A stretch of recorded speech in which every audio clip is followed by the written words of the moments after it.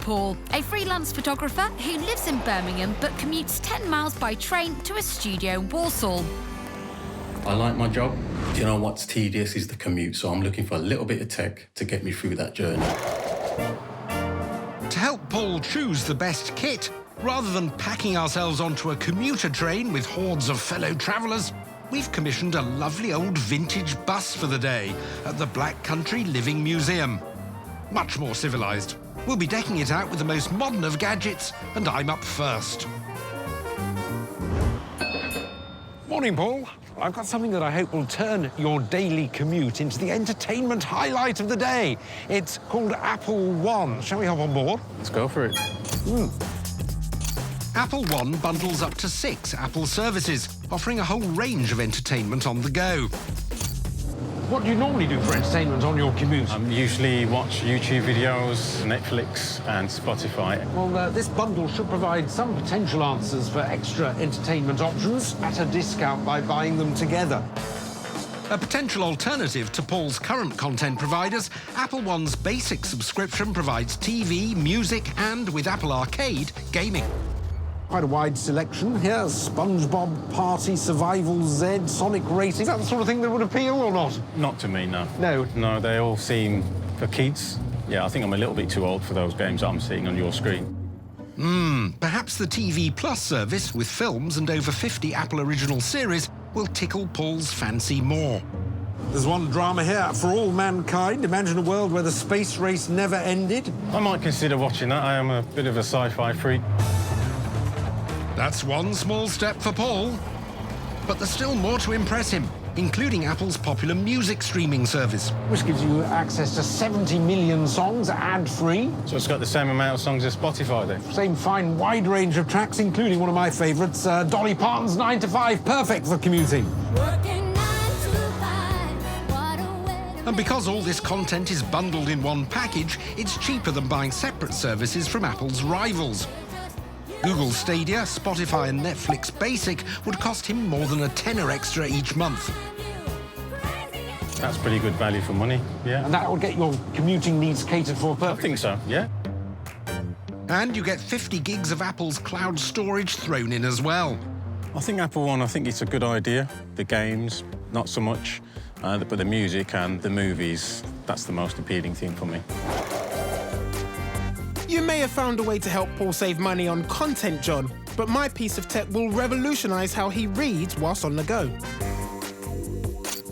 Let me show you this, the Pocketbook Color. It's one of the few colour e-readers out there, using e-ink's new Kaleido technology to enhance a traditional grayscale display with a colour filter layered on top. This is what e-readers have been waiting for a long time. With a resolution of 300 dpi in grayscale and 100 in colour, it might not be the sharpest, but it does represent a huge step forward for fans of colour content. Do you read comic books at all? No, I don't. My man, you are missing out. There goes my trump card.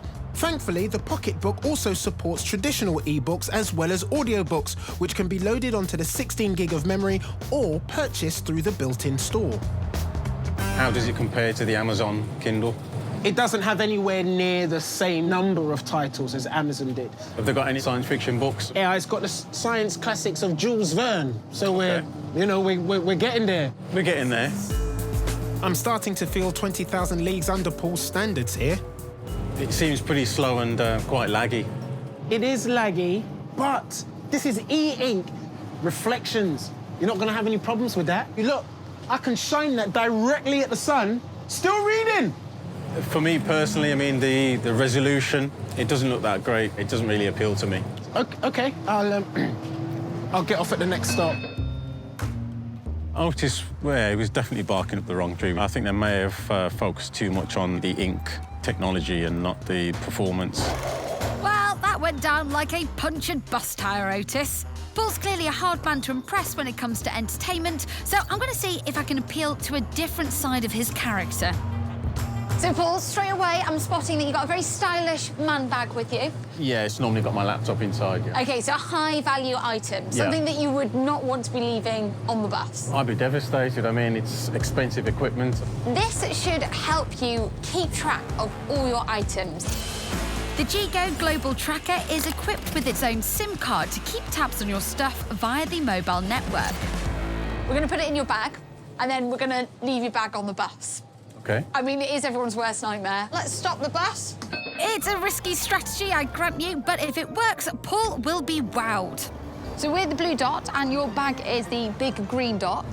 Unlike a lot of trackers on the market, the G-Go has a built-in data connection, so not only can it triangulate its position, but it can also update you in real time of its whereabouts.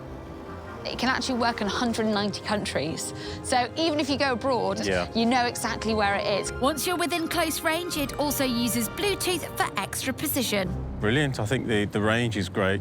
What's the battery life? About 15 to 20 days. So quite decent battery life. That's a win-win for me. You can also set safe locations, like Paul's photography studio, where the G-Go won't actively track. If it moves out of that location, then you'll get a notification straight to your phone. Definitely something I'd use, yeah. I mean, we've got a lot of expensive equipment. Speaking of, where is my bag? Can we see where it is? It's coming back, I promise you. And I think for £5 a month, compared to the stress and hassle of losing the expensive equipment, yeah. I was impressed with that one. Got my bag back. You've got it, good. So, which of our commuter tech choices will Paul take home and try before he decides to buy? Are you serious? It's got to be my G-Go. He loved it. Well, it's certainly not going to be the Pocketbook. I think for me, it's going to be the Apple One. What? Oh, you see what you did? He's playing me. He's playing me. I think you'll enjoy it. This week I've been checking out some of Apple's original shows. So I've been watching For All Mankind and I'm really enjoying this. So far, so good.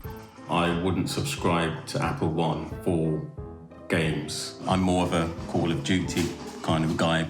For music, I'm not impressed. The interface, it just seems very old. iTunes, Spotify wins hands down because they have a larger selection that caters for my style. I won't be subscribing to this, so it's a thumbs down.